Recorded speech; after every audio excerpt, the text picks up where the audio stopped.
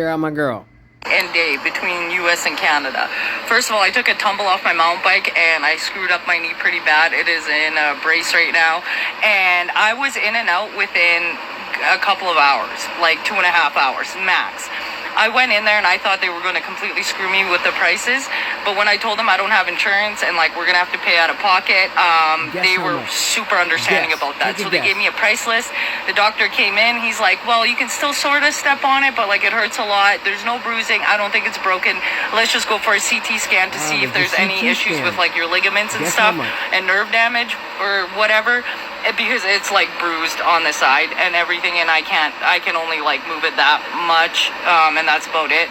And I was in and out, and the entire thing cost $800. Now, if you compare that to the amount of taxes that we're paying in Canada, which is almost 50% of our paychecks, first of all, our roads suck, our hospitals suck.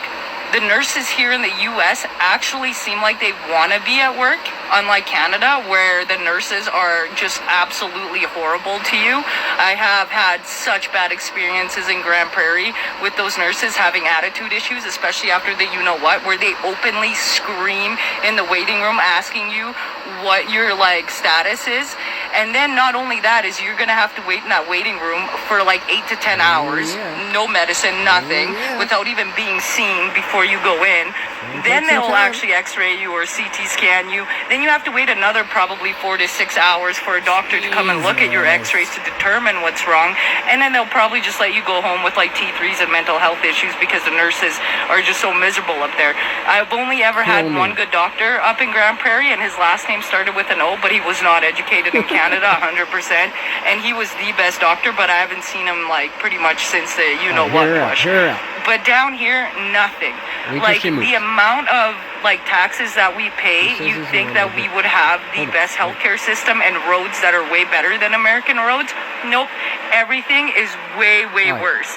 And so now I'm wondering, like, this socialist system that Canada has going on, that pretty much has taken us to pure communism. Are people realizing that like the services that we are paying really high prices for, because the top tier insurance here is like $650 a month.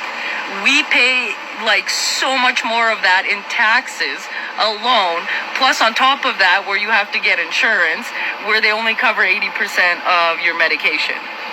I did not know that. All of that, and you still have to pay for insurance and stuff on top. That's wild.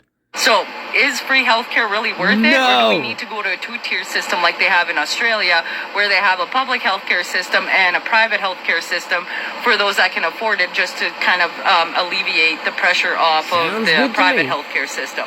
Now, we're kind of stuck here for an extra few days because I can't. So I don't know what the rest of the thing is about, but I mean, it's clear as day. It's clear as day. And especially when you talk to people who work in the healthcare system, they can clearly see why it being privatized is better. Now, that doesn't mean that the government doesn't still get in the way with a lot of regulations, but that is not a reason to just give the entire system up to them.